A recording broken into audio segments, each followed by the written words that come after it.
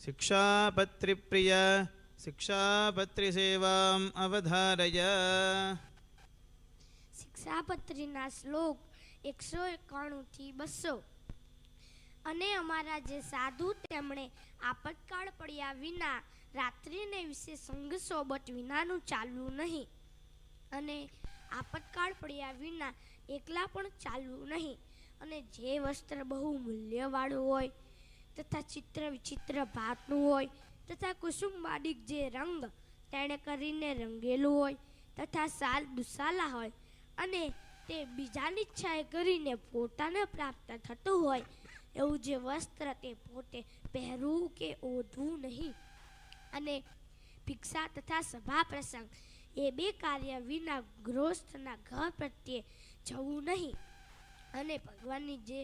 9 પ્રકારની ભક્તિ તે વિના વ્યવર્થ કાળ નિર્ગમવો નહીં, નિરંતર ભક્તિ કરીને જ કાળ નિર્ગમવો, અને જે ગૃહસ્થના ઘરને વિશે રાંધેલ અન્નો પુરુષ જ પીરસનાર હોય અને સ્ત્રીઓના દર્શનાદિક જે પ્રસંગ તે કોઈ રીતે થાય એમ ન હોય એવી રીતનું જે ગૃહસ્થનું ઘર તે પ્રત્યે અમારા જે સાધુ તેમણે જમવા જવું, અને તે કહ્યું તે પ્રમાણે ન હોય તો કાચું અન્ન માગીને પણ હાથે રસોઈ કરી ભગવાનને નૈવેદ્ય ધરીને પોતે જમવું, અને પૂર્વે જે ઋષભદેવ ભગવાનના પુત્ર જે ભરતજી તે પૃથ્વીને વિશે જળ બ્રાહ્મણ થકા જેમ વર્તતા હતા તેમ અમારા જે સાધુ પરમહંસ એવા જે અમારા સાધુ તેમણે વર્તવું, અને તે નૈષ્ટિક બ્રહ્મચારીને સાધુ તેમણે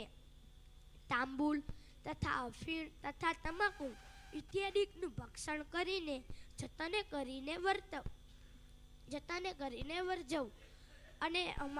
અને તે નૈષ્ટિક બ્રહ્મચારીને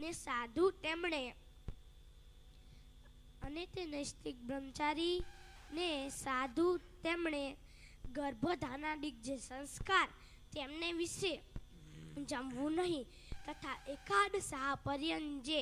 પ્રેત સાધ તેમને વિશે પણ જમવું નહીં, અને દ્વાદશાહ શ્રાદ્ધને વિશે પણ જમવું નહીં,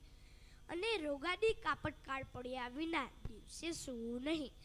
અને ગ્રામ્ય વાર્તા કરવી નહીં, અને જાણીને તો સાંભળવી નહીં, અને તે નૈષ્ટિક બ્રહ્મચારીને સાધુ તેમણે રોગાદી કાપટકાળ પડ્યા વિના ખાટલા ઉપર સૂવું નહીં, અને સાધુની આગળ તો નિરંતર નિષ્કપટપણે કરીને જ વર્તવું। महाराजनी शिक्षापत्रिसेवां समर्पयामि।